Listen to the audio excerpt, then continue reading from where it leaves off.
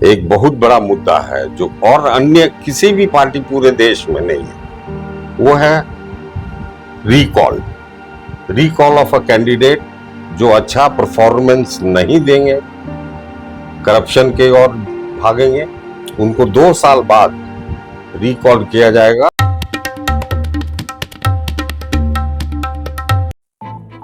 नमस्कार, मैं रजनीकांत सार्थ में आप सभी का बहुत बहुत स्वागत है। 2 साल की लंबी पदयात्रा के बाद आखिरकार जन सुराज ने राजनीतिक पार्टी के रूप में अपना अस्तित्व स्थापित कर लिया है। 2 अक्टूबर को इसकी पूरी आधिकारिक घोषणा हुई थी और भीड़ को हर किसी ने देखा है कि पटना के वेटनरी कॉलेज में जिधर भी निगाह जा रही थी, लोग जन सुराज का नारा लगाते हुए वेटनरी कॉलेज तक पहुंच रहे थे। सब कुछ ठीक ठाक चल रहा है। बिहार में एक नए विकल्प के रूप में जन सुराज को देखा जा रहा है। तो इन्हीं मुद्दों पर आज हमसे बात करेंगे पूर्व मेयर हैं, बिहारशरीफ नगर निगम के पहले मेयर रहे दिनेश कुमार जी, जो जिला संयोजक भी हैं जन सुराज के। उनसे जानने की कोशिश करेंगे कि इस पूरे पार्टी को, इस पूरी राजनीतिक घटनाक्रम में कहां पर देख रहे हैं और आने वाले विधानसभा में आपकी पार्टी क्या कुछ कर पाएगी। तो सबसे पहले सर, आपका बहुत बहुत स्वागत है। और मेरा सवाल वही है कि जन सुराज को एक विकल्प के रूप में प्रशांत किशोर स्थापित करने की कोशिश कर रहे हैं। आप खुद पॉलिटिकल लीडर रहे हैं, पॉलिटिकल फिगर रहे हैं, पहले मेयर रहे हैं बिहारशरीफ नगर निगम के। आपकी निगाह में जन सुराज क्या है? पहले तो बहुत बहुत धन्यवाद, आपने हमें अपने स्टूडियो में बुला के रजनीकांत जी हमारा सम्मान किया। आप जो कह रहे हैं कि प्रशांत किशोर जी 2 तारीख को जो उन्होंने अपने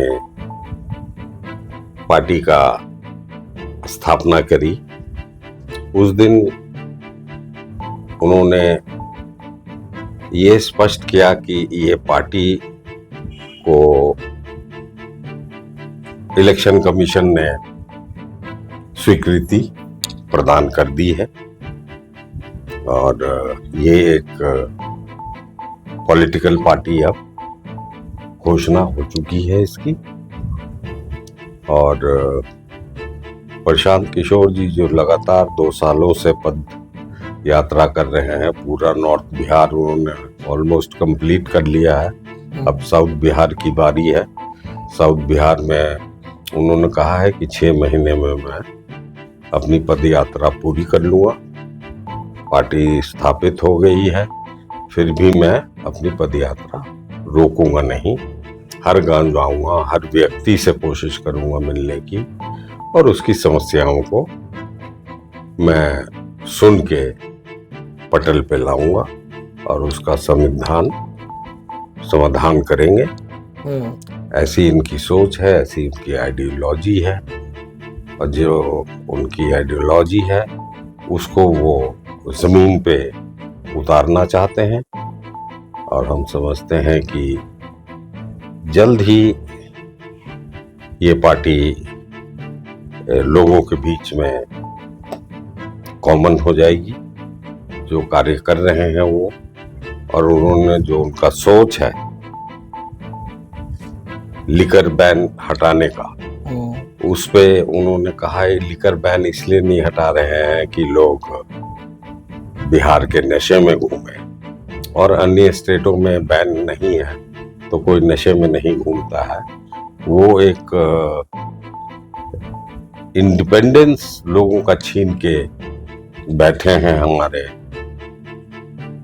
जो भी सरकार अभी है। इससे प्रदेश का 20,000 करोड़ का राजस्व का नुकसान हो रहा है। इस राजस्व से उन्होंने कहा कि बैन हटेगा तो ये राजस्व हम शिक्षा पे लगाएंगे। शिक्षा को इम्प्रूव करने में कम से कम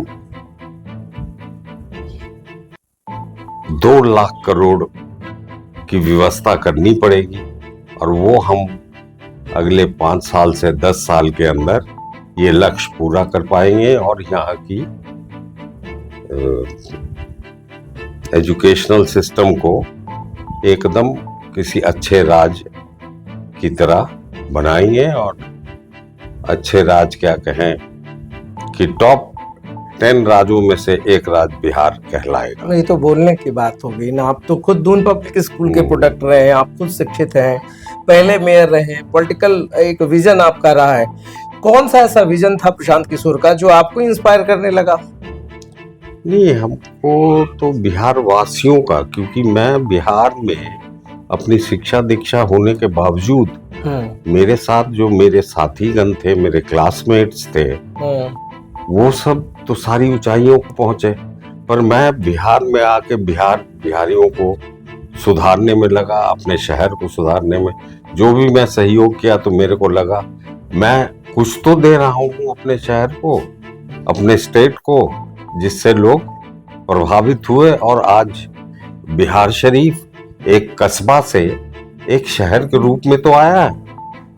यहाँ पे झोपड़पट्टी के सिवाय और कुछ दिखता नहीं था, खपड़ैल की छतें थी। मैंने पहला यहाँ पे आके 1978 में पहला पिलर बीम का मार्केट बनाया। उस टाइम पिलर बीम का कंसेप्ट भी नहीं था इस शहर में, सब भट्ठानुमा मकान बनाते थे। और उसके बाद हमने इस शहर में लोगों को जगाया। हमारे माननीय विधायक जो अभी हैं उनको भी जगाया और उनको बल दिया, और वो उस टाइम से अभी तक एक विधायक के रूप में कार्य कर रहे हैं। मतलब जगाया तो ऐसा कि पूरे बिहार शरीफ को अगर देखा जाए तो लोग कहते हैं कि नगर निगम नहीं, ये नरक निगम है। ये जागा क्यों नहीं अभी तक? नहीं, देखिए, मेरा तो कार्यकाल मात्र 5 साल का था, पर उस 5 साल में मैं आपको बता दूं कि जितने, एक तो फंड की कमी थी उस टाइम, उसके बावजूद हमने फंड उपलब्ध कराया पर्सनली। माननीय मुख्यमंत्री और नगर विकास के सेक्रेटरी से मिल के हमने हर वक्त एक्स्ट्रा फंड इस शहर के लिए उपलब्ध कराया। चलिए सर, वो बात तो हो गई, आप नगर निगम के पहले मेयर रहे, सब कुछ रहा। प्रशांत किशोर जी शराब से आगे बढ़ क्यों नहीं पा रहे हैं? और वो भी 2 अक्टूबर, जबकि गांधी जयंती थी। गांधी जी का ये सपना रहा कि लोग शराब का सेवन नहीं करें, उस दिन फिर शराबबंदी खत्म करने की घोषणा इसलिए करी कि गलत नहीं, हमें तो लगता है उनका जो शुरू से रहा है, ये 2 तारीख की ही बात नहीं है। 2 तारीख से पहले भी वो ऐलान कर चुके थे इस चीज को कि हमारी सरकार सत्ते में आएगी तो मतलब 2 तारीख को उन्होंने मैनिफेस्टो पढ़ा, अपना मैनिफेस्टो पढ़ा, जो संविधान उन्होंने तैयार किया था उसको उन्होंने सुनाया। और कैसे हम शिक्षा में सुधार लाएंगे, लोग कहेंगे कि बिहार तो वही है, वैसे कहाँ है, कैसे होगा, इसको लेके उन्होंने कहा कि एक बड़ी रकम एक्साइज से आती है और ये रकम लगभग 20,000 करोड़ की है। तो 20,000 करोड़ प्रति वर्ष, और किसी में नहीं लगाएंगे। अब हमको रोड या नाली या गली में नहीं लगाना है, इस पैसे को मात्र शिक्षा पे ही खर्चा करना है। और ये 20 लाख करोड़ इंटू 10 ईयर्स 2 लाख करोड़ जो रेवेन्यू जनरेट होगा। उससे बात फिर मैं कहूंगा, बीच में मैं इसलिए बोल रहा हूं क्योंकि कल तक प्रशांत किशोर शराबबंदी जिस वक्त शुरू हुआ था बिहार में, उस समय नीतीश कुमार के साथ थे, तब उन्होंने आवाज नहीं उठाई। आज हमारा ये कहना कि बिहार पर्यटन को विकल्प क्यों नहीं बना रहा है कि इसको इंडस्ट्री के रूप में इतना स्थापित कर दे कि आप देखिए, तिरुपति की बात करें, एक रेवेन्यू वहां से जनरेट होता है, रामेश्वरम की बात करें, त्र्यंबकेश्वर की बात करें, आप चेन्नई चले जाएं, वहां पर मेडिकल टूरिज्म बहुत बड़ा विकल्प है। तो क्या टूरिज्म को विकल्प बनाकर कितना रेवेन्यू जनरेट नहीं किया जा सकता है? कि शराब पे ही ऑप्शन आकर रुक जा रहा है?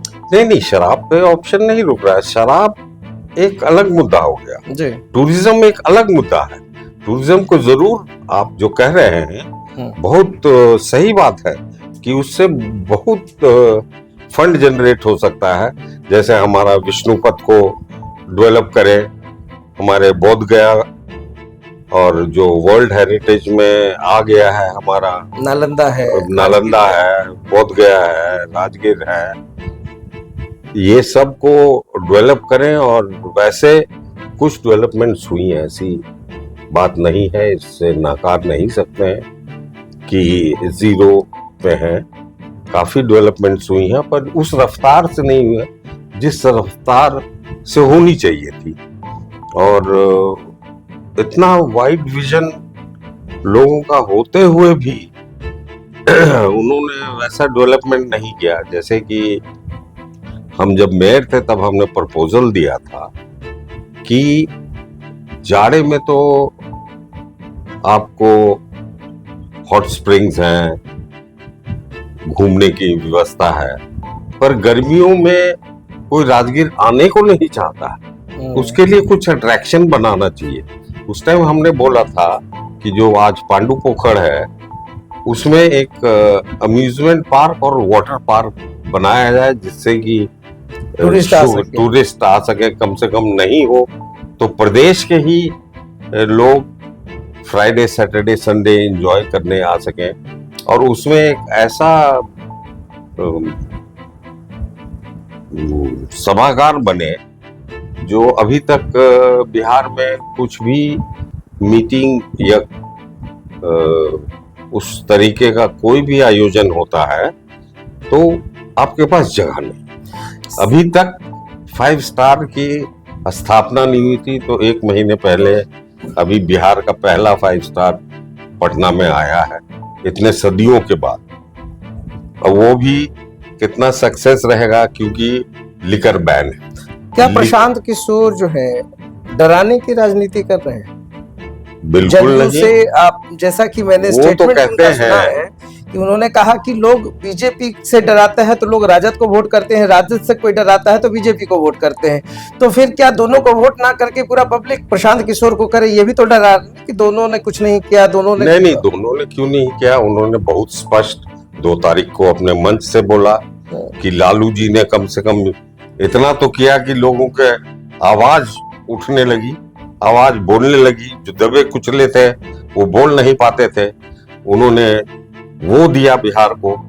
और आज हर व्यक्ति अपना मंतव्य रख सकता है। तो जब रख सकता है तो फिर प्रशांत किशोर की जरूरत ही क्या है? नहीं, वो रख सकता है। उसके बाद नीतीश जी हैं, नीतीश जी ने डेवलपमेंट्स का कार्य किया, इसमें कोई शक की बात नहीं है। पर बैन उन्होंने एक ऐसा काम किया जिससे राजस्व की बहुत बड़ी हानि है। 20,000 करोड़ रुपया एक गरीब प्रदेश के लिए बहुत बड़ी रकम है, जिसको वो मीट नहीं कर पाए।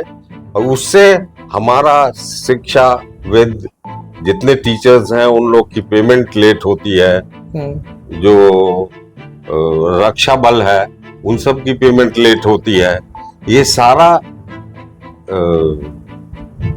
इस स्तर पे आकर रुक जाता है कि क्योंकि हम फाइनेंशियली कमजोर हैं।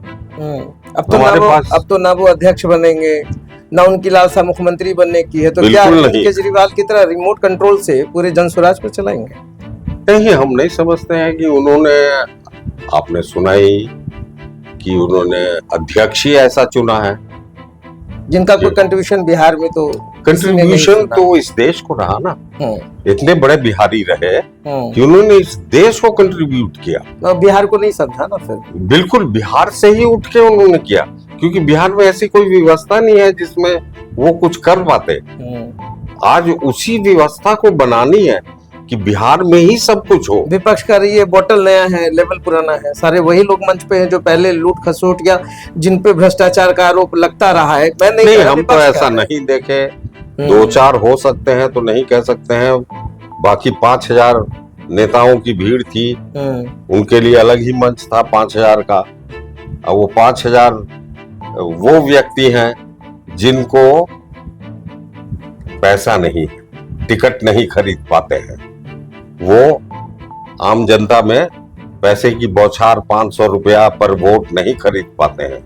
वो वैसे नेता हैं, सभी नेता हैं, चाहे वो मुखिया रहे हो, चाहे जिला परिषद रहे हो, जिला परिषद अध्यक्ष रहे हो, चेयरमैन रहे हो, वो सारे नेता उसी रूप के ये हैं। 5,000 करोड़ जो 5,000 लोग मंच पे हैं, उनमें से 5,000 को ऐसा क्यों लग रहा है कि सभी विधानसभा का चुनाव लड़ेंगे, सबको नहीं, टिकट ऐसा प्रशांत तो नहीं किशोर लग देंगे। रहा है। हर ऐसा जगह लोग कह रहे हैं कि उन्होंने जन कहा स्वराज है से कि मैं आ हम रहा हूँ। जुड़े हैं और हम जन स्वराज को समर्थन करेंगे। अपनी नीतियाई से लोगों के बीच में उनके बारे में बताएंगे, उनको कह सकेंगे, क्योंकि वो भी नेता है और वो नेता हर जन जन को पहुंचाएंगे कि क्या उनकी आइडियोलॉजी है, क्या उनका सोच है, क्या विचार है।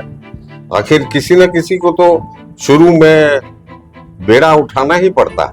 वो बेड़ा उन्होंने उठाया है और सूत्रधार बने हैं इस पार्टी के। और अभी पहला ही कदम उन्होंने उठाया, जो आप कमेंट्स के रूप में कह रहे हैं कि उन्होंने बिहार में क्या दिया। अरे बिहार में नहीं, उन्होंने पर देश को दिया, इतना बड़ा कार्य किया।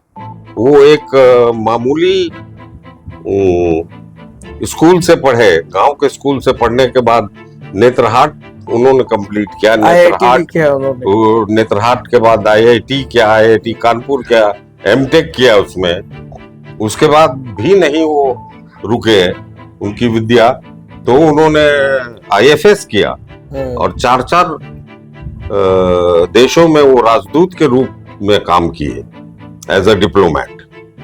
तो उन्होंने मेरे को बता दे दूसरा अध्यक्ष किसी भी पार्टी का इस लेवल का हो, एक भी बता दे, चाहे वो राजद हो, चाहे बीजेपी हो, चाहे जदयू हो। बहुत सारे ब्यूरोक्रेट्स बीजेपी में हैं, बहुत सारे ब्यूरोक्रेट्स जदयू में भी हैं, लेवल के लोग हैं। ये ब्यूरोक्रेट्स हैं, ये ब्यूरोक्रेट्स भी जसवंत सिंह थे, काहे छोड़ के चले गए। बहुत लोग हैं, मगर बीजेपी की बात करें तो बहुत सारे IAS IPS छोड़ के ब्यूरोक्रेट्स और इनके साथ तो IAS IPS भी जुड़ रहे हैं। ऐसी बात नहीं है कि इनके साथ नहीं जुड़ रहे हैं लोग। अभी कार्यकाल होते हुए भी उन्होंने अपना कार्य छोड़ के इनके साथ जुड़े हैं। एक सवाल है कि आप चुनाव लड़ रहे हैं कि नहीं? हम तो कहे ना, हमारे यहाँ चुनाव की जो प्रक्रिया है जन स्वराज में जी, वो ये है कि हर सीट पर, हर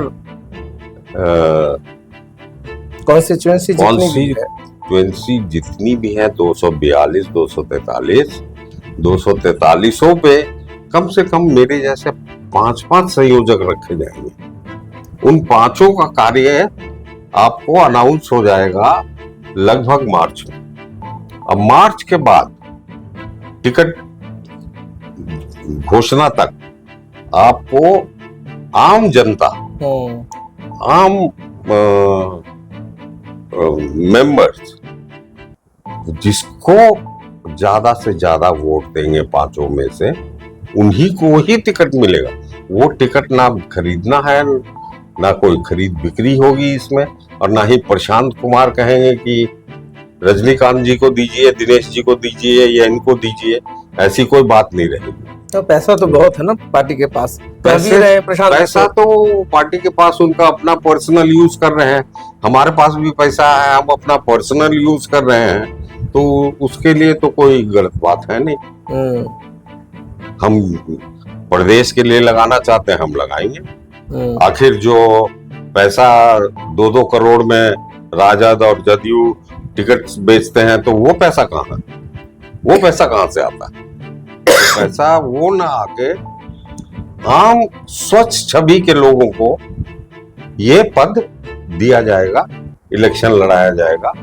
हमारा कहना है बहुत स्पष्ट, और उनका भी, कि 13 करोड़ की आबादी में से क्या 243 लोग स्वच्छ छवि के नहीं हो मिल सकते हैं? हम तो समझते हैं एकदम मिल सकते हैं। और वो छवि के लोगों को ही टिकट दिया जाएगा, ना कि पैसे या खरीद बिक्री होगी उसमें। मतलब आप जन स्वराज में खरीद बिक्री नहीं है, सबको टिकट मिलेगा, उम्मीदवार स्वच्छ होंगे, ईमानदार होंगे, और जो पूरी नीति निर्धारण की बात अभी दिनेश कुमार जी ने की है, तो इससे जन स्वराज की जो स्पष्टता है वो सामने दिख रही है। क्या कुछ होगा, आने वाला वक्त डिसाइड करेगा कौन कितना बड़ा झंडा गाड़ेगा इस पूरे बिहार की राजनीति और इस पूरे सियासत में, जहां पर राजद और जदयू पहले से स्थापित पार्टी है और सभी जानते हैं कि नीतीश कुमार एक चाणक्य है और नीतीश कुमार के चीजों को भेद पाना सभी के बस के बाहर की चीज है। तो क्या जनसुराज के संस्थापक प्रशांत किशोर कितना नीतीश कुमार को समझ पाए हैं और कितना भेद पाएंगे, तो आने वाला वक्त स्पष्ट करेगा। तो सर, हमसे बात करने के लिए आपका बहुत बहुत धन्यवाद।